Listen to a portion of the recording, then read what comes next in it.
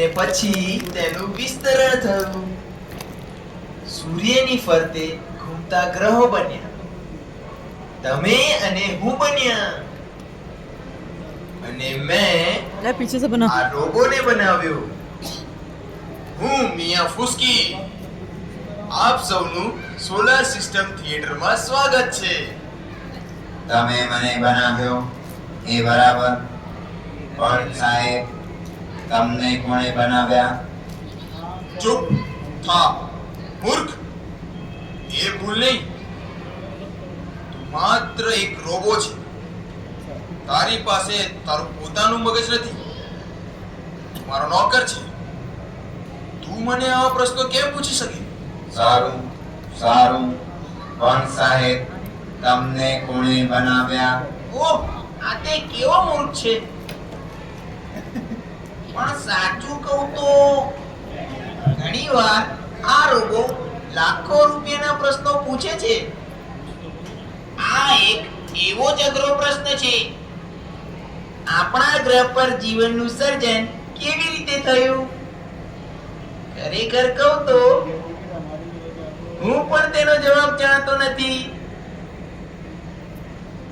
હા, હું હંમેશા જવાબ જાણતો હતો. તે શરૂ થયું સામાન્ય એવા હાઇડ્રોજન પરમાણુથી, અને ધીમે ધીમે ખૂબ જ જટિલ અણુઓ બનતા ગયા, ત્યાં સુધી કે તે પોતાની જાતે પોતાની પ્રતિકૃતિ ન બનાવે.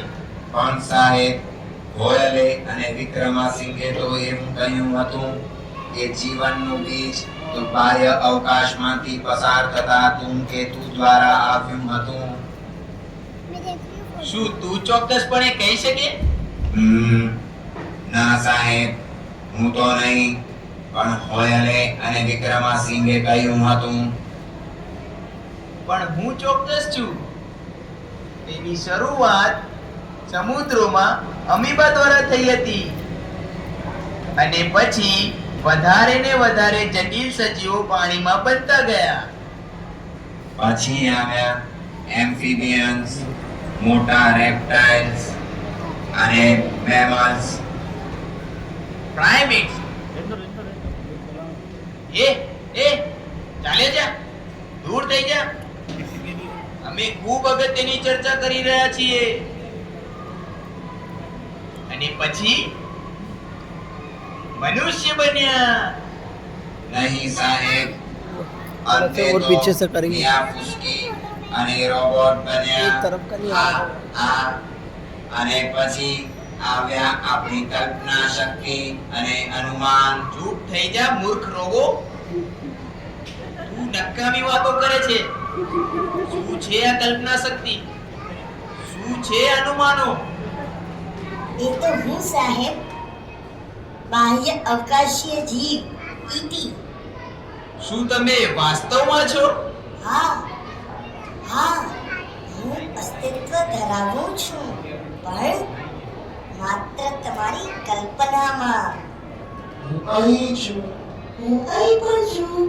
હું અહીં છું. અહીં આવ્યો. આ બાજુ. મને બોલતા નહીં. અમે બધા બાહ્ય અવકાશીય જીવો તમારા મગજમાં છીએ. શું તમે બીજા ગ્રહ પરથી આવો છો?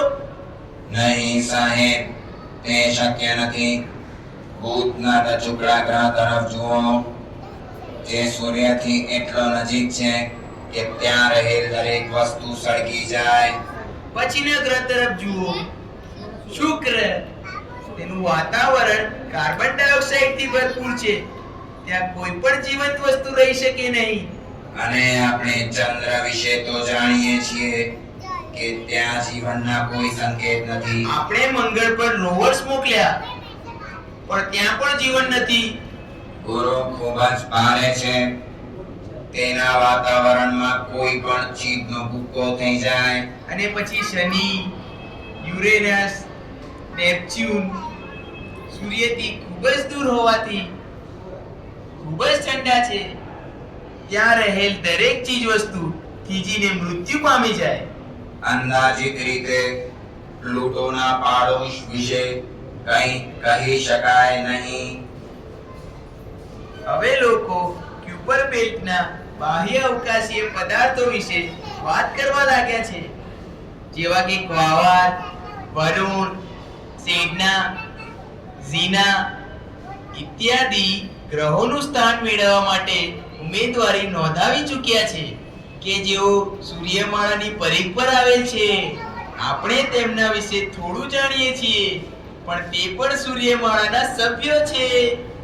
ઘણી બધી ઉલ્કાઓ સૂર્યની આસપાસ લઘુગ્રહના પટ્ટામાં ઘૂમી રહી છે, જેવી કે ગેસ્પ્રા, આઇડા, ઈરો, વેસ્ટા અને ડવિડ.